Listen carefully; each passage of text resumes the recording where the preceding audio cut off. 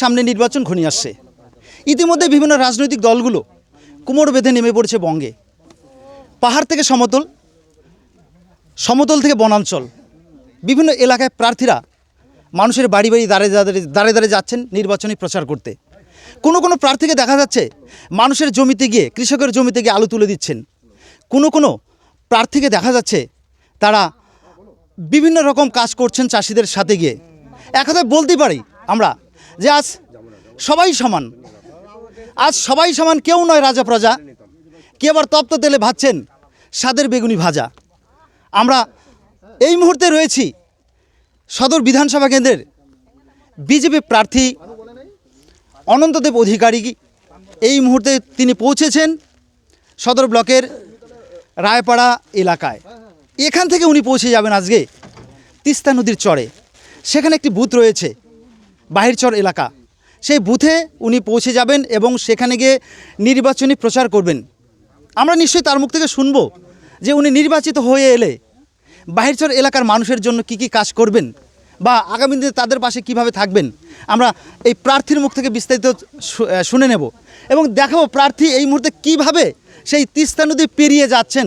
বাহিরচর নির্বাচনী যে তার এলাকা রয়েছে সেখানে কি করে যাবেন আমরা বিস্তারিত তুলে ধরব। আমরা ইতিমধ্যেই দেখতে পাচ্ছি যে ট্রাক্টরে বসে রয়েছেন বিজেপির বিভিন্ন স্তরের নেতা নেতৃত্ব থেকে শুরু করে স্বয়ং প্রার্থী। আমরা সেটাও তুলে ধরব। আমার যিনি ক্যামেরা পার্সন রয়েছেন তাকে বলবো বিস্তারিত তুলে ধরার জন্য। পজ করে দাও।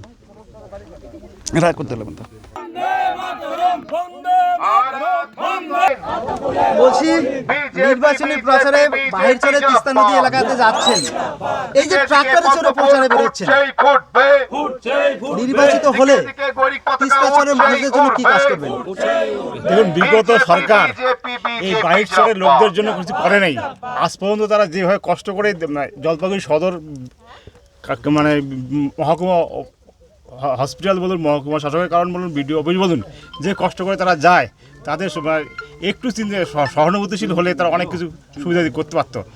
এখানে যে তিস্তা নদী আছে, এটা স্পিড বোট একটা এসেনশিয়াল। বর্ষার সময় এটাতে সামান্য, এখন তো শুকা মৌসুম, জল কম। বর্ষার সময় যে জল আছে সেই জলের জন্য স্পিড বোট খুব অবশ্যম্ভাবী হয়ে পড়েছে। এবং যদি আমি ক্ষমতায় আসি, ভারতীয় জনতা পার্টি ক্ষমতায় আসে এবং আমাকে যদি নির্বাচিত করে, তো এলাকার উন্নয়নের জন্য, সার্বিক উন্নয়নের যথেষ্ট হবো। বিভিন্ন এলাকায় আপনাকে দেখা যাচ্ছে প্রচারে বেরিয়েছেন, ক্রিকেট থেকে শুরু করে চাষিদের পাশে দাঁড়িয়েছেন, চাষিদের সাথে কাজও করছেন। কতটা এই মুহূর্তে জনজোয়ার রয়েছে?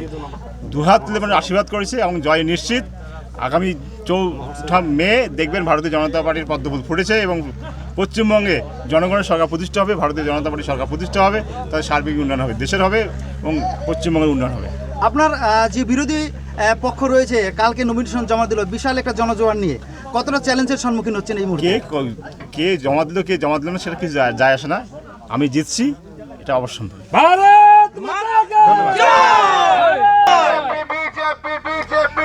ট্রাক্টরটা একটু দেখেন।